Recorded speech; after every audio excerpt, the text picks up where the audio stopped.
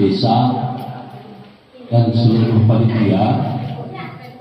Setelah ini kita akan melaksanakan sosialisasi Pilkades.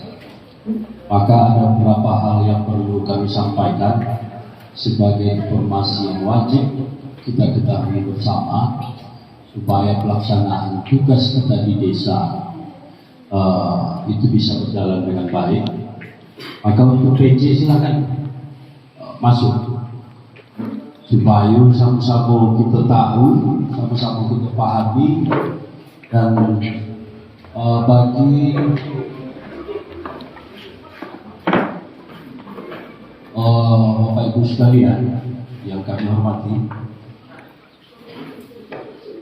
segala puja dan puji syukur marilah sama-sama kita panjatkan kehadirat Allah Subhanahu wa Ta'ala, Tuhan yang Maha Kuasa, atas berkat rahmat limpahan karunia-Nya sampai dengan sore hari yang berbahagia ini kita masih diberikan kesempatan untuk berkumpul dalam rangka pengukuhan dan sekaligus sosialisasi. Selamat beserta salam marilah sama-sama kita hadiahkan ke ruh Nabi Junjungan kita Nabi besar Muhammad Sallallahu Alaihi Wasallam yang syafaatnya selalu kita harapkan di yaumil akhir nanti. Yang sama-sama kita hormati Bapak Kapolsek Batahan, Bapak Mewakili Danramil 20 Batahan, Bapak Kepala KUA Kecamatan Batahan, Ibu Sekretaris Kecamatan Batahan, para pejabat struktural di lingkungan Kecamatan Batahan, Bapak Korwil Pendidikan, Bapak Pendamping Desa Kecamatan Batahan, para Bapak Ketua BPD se-Kecamatan Batahan, khususnya di 10 desa yang akan Pilkades ini, para PJ Kepala Desa se-Kecamatan Batahan, para Ketua, Sekretaris, beserta anggota Panitia Pemilihan Kepala Desa se-Kecamatan Batahan, dan pada umumnya kita yang berhadir di Aula Kantor Camat ini. Pertama sekali izinkan saya untuk memberikan bahan sosialisasi yang kurang lebih itu tergantung kita. Kalau nanti pertanyaannya banyak mungkin lewat dari 1 jam. Tapi kalau pertanyaannya sedikit, saudara-saudara sudah paham, mungkin kurang dari 1 jam. Maka oleh karena itu nanti izinkan kami menulis di sini, Pak Kapolsek, Ibu Sekjan, Pak KUA, Pak Danramil. Maksudnya adalah menyampaikan apa isi perbuk dari Pilkades kita. Jadi nanti kami tulis, apabila ada sanggahan langsung dipotong.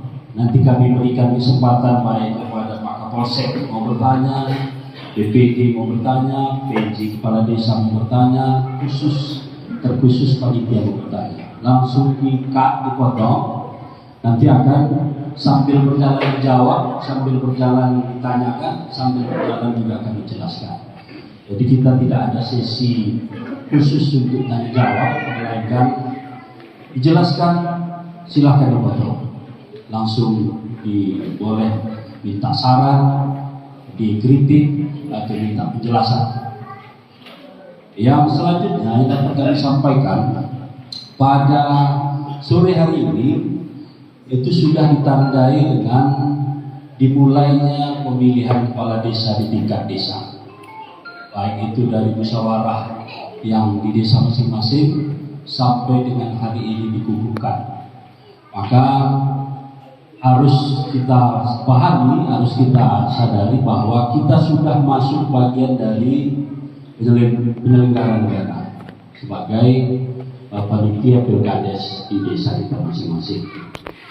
Baiklah Bapak Ibu sekalian, singkat saja langsung kami paparkan tentang program Pilkades yang akan dilaksanakan serentak di seluruh Mandailing Natal, khususnya kita bahas di Kecamatan Batahan.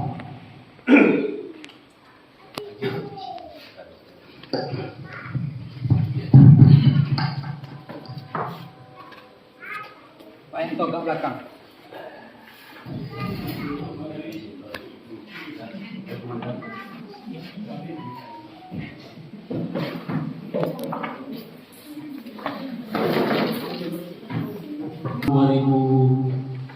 2023 itu dasarnya yang pertama. Dasar pertama pada tanggal 14 Februari 2023 itu berakhir 10 masa jabatan kepala desa. Itulah 10 desanya desa Bapak Ibu sekalian. Maka oleh karena itu pada tanggal 7 Maret 2023 keluar surat keputusan dari Bapak Bupati Melinatal menunjuk penjabat kepala desa, yang mana awal penjabat ini direncanakan adalah sampai tahun 2025. Maksudnya lebih baik itu terbuka supaya Bapak Ibu paham. Awalnya dasarnya adalah penjabat kades di desa Bapak Ibu sekalian awalnya direncanakan bertugas sampai tahun 2025. Kenapa sampai 2025? Pertama alasannya adalah di 2023 anggaran pilkades belum ada. Di 2024 itu ada 2 agenda nasional, pemilihan presiden dan legislatif di Februari, sedangkan di Novembernya pemilihan gubernur dan bupati wali kota. Maka tidak memungkinkan untuk melaksanakan pemilihan tahun 2024. Maka direncanakan oleh Pemdam dari Natal itu awal tahun 2025. Tetapi karena terlalu lama, ada tahun 2023, 2024 sampai 2025, maka Bupati merubah keputusan bahwa akan melaksanakan pilkades serentak se-Mandailing Natal itu tetap di tahun 2023. Jumlah yang akan pilkades kami umumkan, yang PJ kemarin itu 252 desa se-Mandailing Natal. Di Babahan ada 10, di Natal mungkin ada 20, di Sudunukan ada 11, dan di kecamatan lain selebihnya. Ditambah dengan beberapa desa, ada 4 desa itu habis masa jabatannya di bulan 9 besok. Maka total desa yang akan melaksanakan pilkades serentak se-Kabupaten Melintang Natal itu 256 desa. 256 desa. Itu dasar pertamanya. Yang kedua, dalam pelaksanaan pilkades ini itu harus kita sesuaikan dengan jadwal agenda pemilihan nasional, yang mana harus kita ketahui pemilihan presiden, pemilihan legislatif, bahwa tahapan kampanye dari agenda nasional tersebut sudah dimulai dari bulan 9, bulan September, yang mana harusnya pilkades kita ini dilaksanakan pada bulan Oktober dan November. Maka dimajukan kembali oleh Pak Bupati Melintang Natal itu dimulai tahapannya dari bulan 6, bulan Juli, bulan Juli sampai dengan Agustus. Maka oleh karena itu kawan-kawan atau Bapak Ibu sekalian bertugas untuk menjadi panitia ini kami sampaikan selama 3 bulan.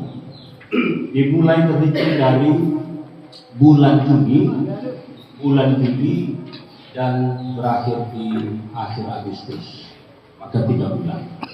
Maka dari pilkades ini yang perlu saya sampaikan pertama adalah Bapak Ibu dibantu oleh panitia kecamatan. Bapak Ibu panitia di desa, di kecamatan ada juga panitianya. Pertama panitia kecamatan langsung kepada orang saja saya perkenalkan di sini. Nanti panitia kecamatan akan membentuk grup panitia yang ada di desa. Ketua panitia kecamatan akan dipimpin oleh Ibu Sekcam Kecamatan Batahan. Yang kedua sekretarisnya akan dipimpin oleh pendamping desa kecamatan Pak Amrudin. Anggota panitia kecamatan ikut serta yaitu Pak Budi Purnomo dari Koordinator Pendidikan. Anggota pendamping lokal desa Sophia Sudiadi, dan anggota dari KUA Kecamatan Batahan. Jadi ada 5 Ibu Sekjam, ada Pak Amrul, ada Budi, ada Sophia PLD, ada Papua, bahasa Papua. Apakah Papua menugaskan Pak Ahmad Gunayari? Kami persilakan. Anggota, ada Puskesmas, anggota, ada bagian PAM itu ada Kanit Intel, Ferry. Bagian logistik ada Pak Taramil atau dalam hal ini Pak Siagiat. Ini panitia kecamatan. Bertugasnya sama, bertugas tetap 3 bulan.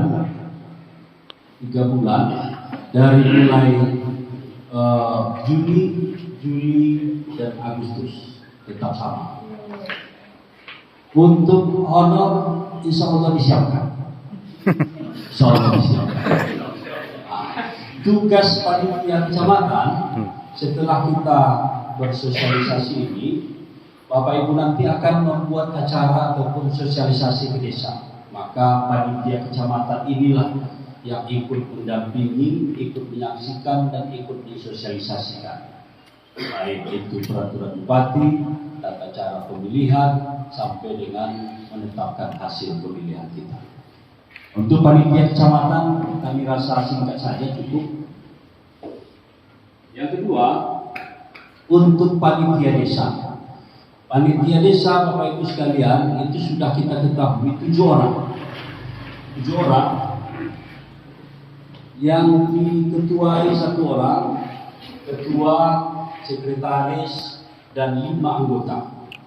Maka untuk hak dari panitia desa ini, yang pertama adalah Bapak Ibu panitia desa itu diberikan honor selama 3 bulan. Itu untuk ketua honornya sebesar Rp400.000 per bulan. Per bulan per orang. Tapi dimulainya bulan Juni. Jadi jangan nanti honor bersama Juni, mulainya Juni. Ketua 400.000. Ketua 400, sekretaris 300.000, dan seluruh anggota per orang itu sekitar 250.000. Jadi jangan terbalik. Harapan kami ketua 400, sekretaris 300, anggota 250.000. Jangan minta disamakan. Maka pada hari ini kami umumkan honor ini akan dibayarkan oleh kepala desa itu pada bulan Juni. Paling lambat itu dibayarkan per bulan, itu tanggal 10 Juni, tanggal 10 Juli, dan tanggal 10 Agustus. Untuk panitia ini ditambah dengan makan minum pada hari pelaksanaan.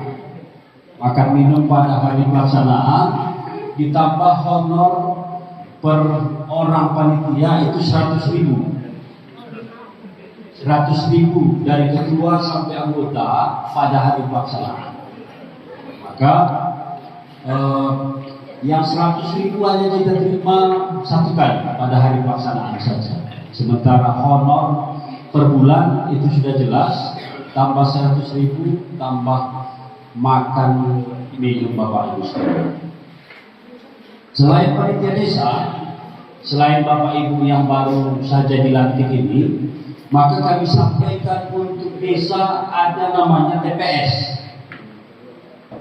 Ada TPS. TPS ini sudah ditentukan Pemkab. Contoh, Kuala Batahan itu TPS-nya ada 4. Bintungan Batahan 1 itu TPS-nya ada 3. Dan Sari Teranga itu TPS-nya ada 2. sampai desa terkecil seperti Kubangan itu TPS dan satu TPS. Maka panitia nanti diberikan hak itu membentuk 4 orang petugas KPPS. 4 orang KPPS, honornya hanya pada 1 hari kerja saja, yaitu 100.000 per orang. Maksudnya petugas KPPS, mohon kita ingat, tolong jangan dicari hari ini, dicari nanti di bulan Agustus, karena nanti dikira KPPS per bulan. Jadi kami jelaskan KPPS per 1 TPS itu jumlahnya 4 orang, ditambah ansip per TPS 1 orang, berarti ada 5. 1 orang ansip atau 5. Nama ansip ataupun KPPS ini dibentuknya pada 2 hari atau 3 hari sebelum hari pencoblosan. Jadi tugas ansip dan KPPS hanya 1 hari kerja. Honornya sama, baik ansip dan KPPS itu honornya 100.000, ditambah makan minum pada hari pelaksanaan. Itu tentang panitia di desa. Yang selanjutnya tentang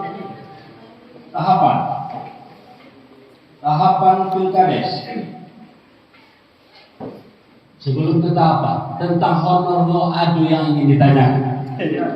Silakan. Itu ada dari keamanan. Ya.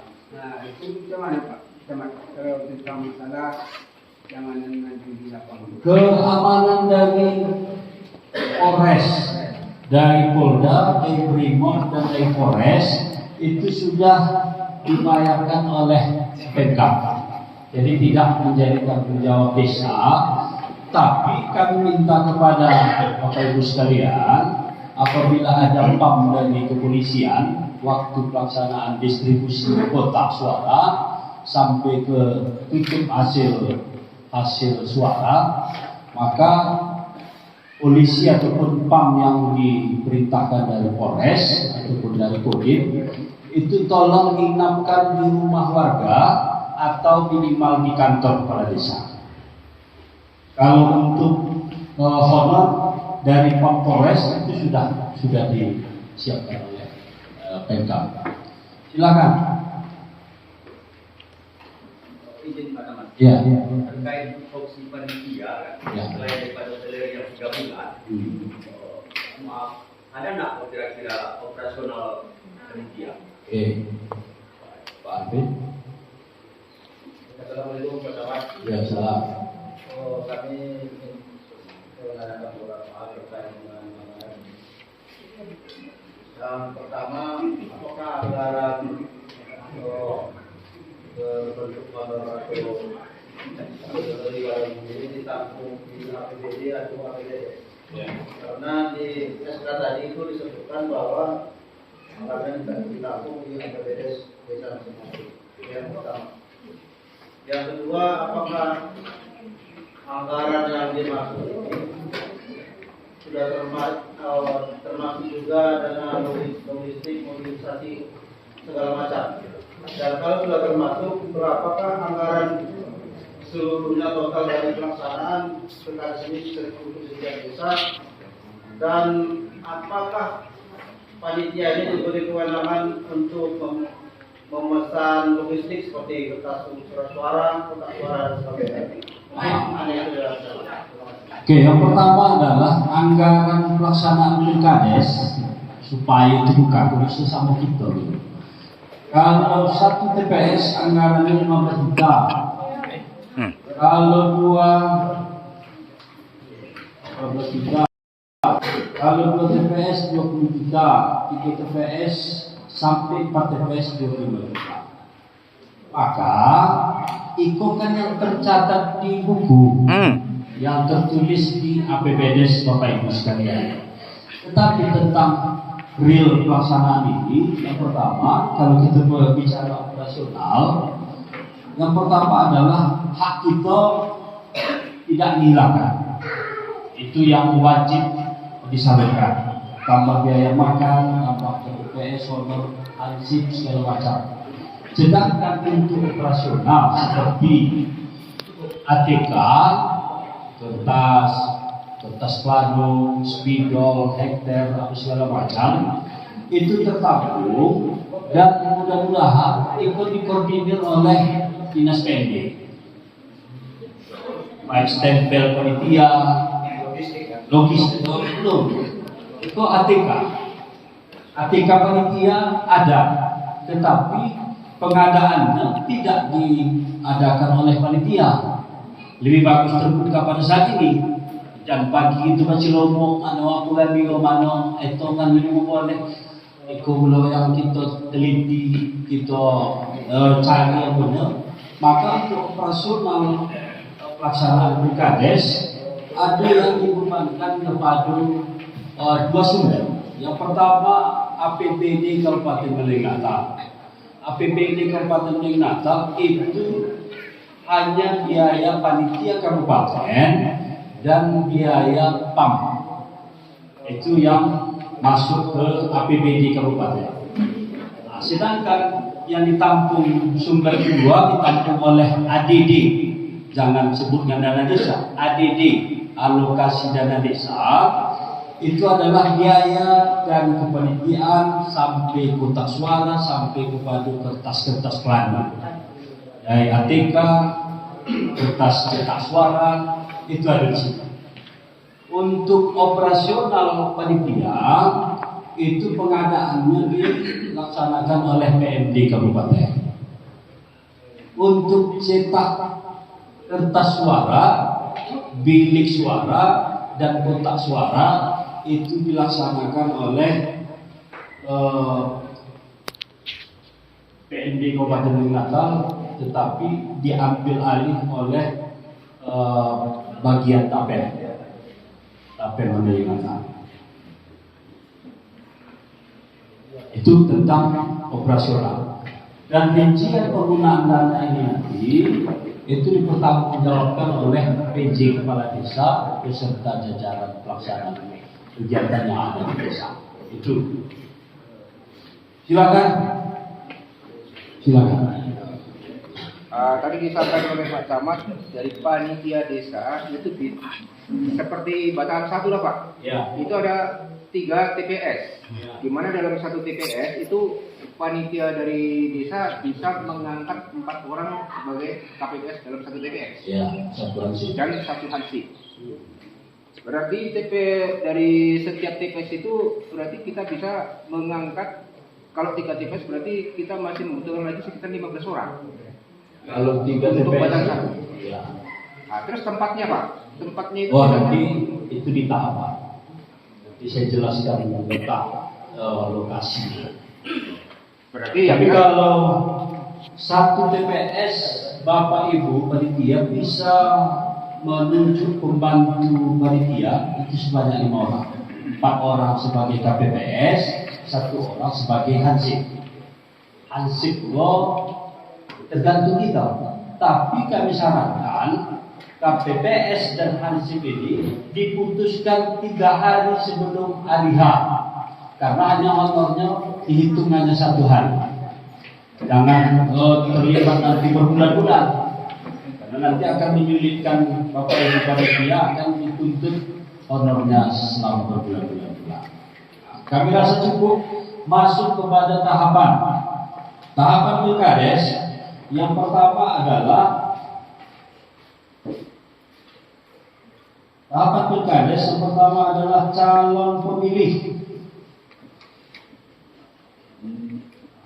Calon pemilih. Siapa yang berhak memilih di kepala desa? Yang pertama kami sampaikan untuk calon pemilih adalah warga desa yang sudah berusia 17 tahun, memiliki KTP. Itu yang pertama. Yang kedua, warga desa yang tidak sampai berumur 17 tahun. tetapi sudah menikah.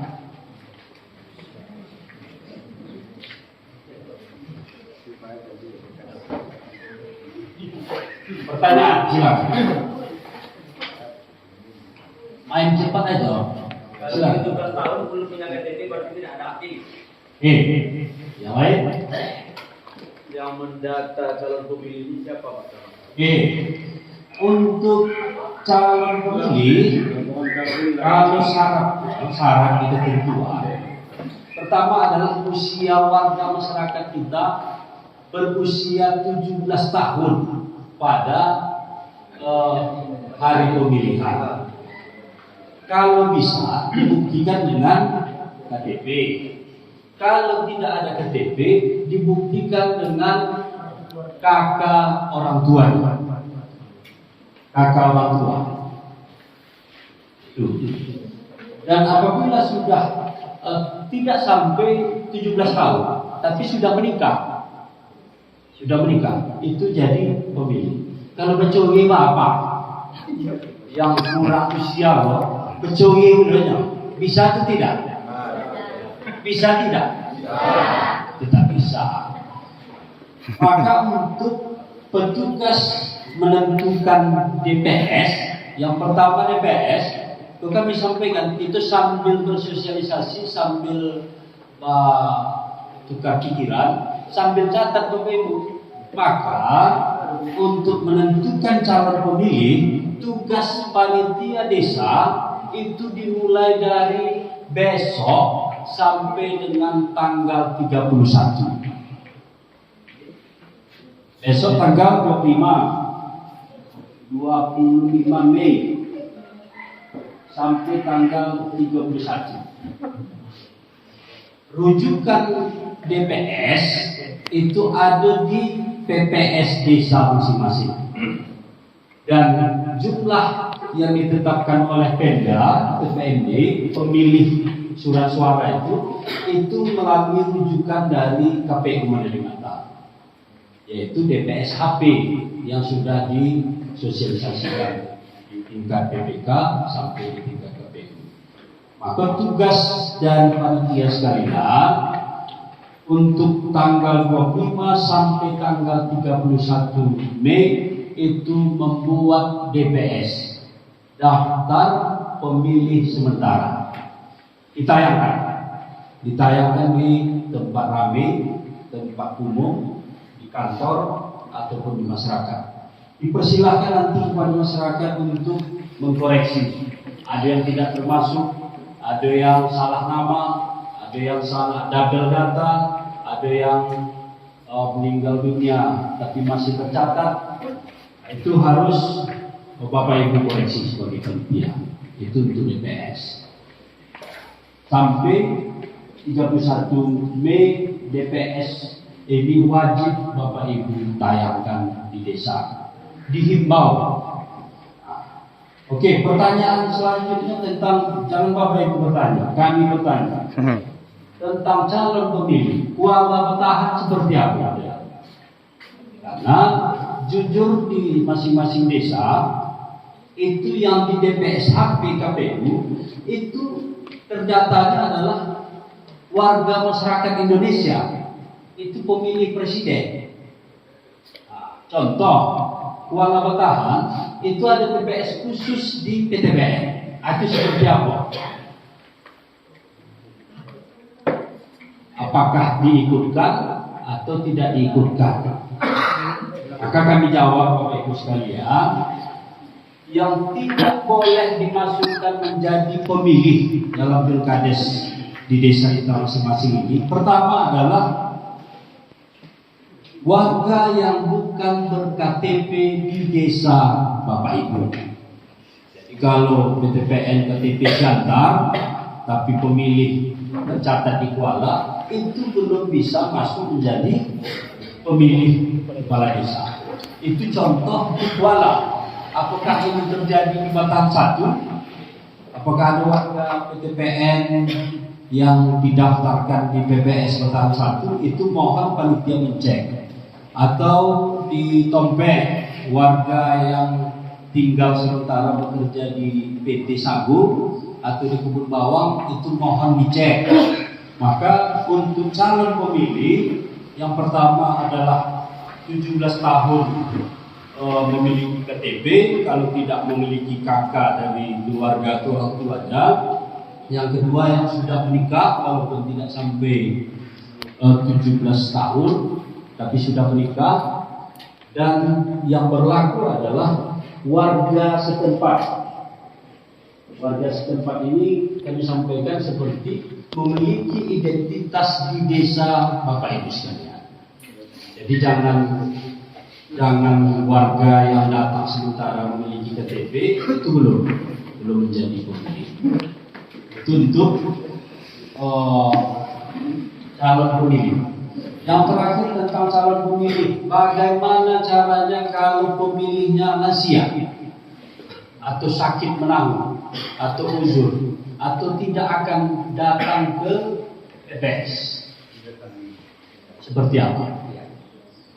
Maksudnya harus sama-sama kita sepakati.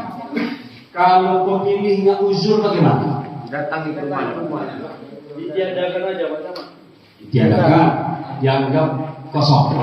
Tapi data tetap ada. Kalau sanggup dia datang terima. Oke. Silakan. Bebas diusung nggak? Silakan. Datangi kediamannya Pak, dikawal dengan limas. Didatangi. Dikawal dengan limas, Didampingi. dikawal dengan saksi dari calon. Yang lain ada saran?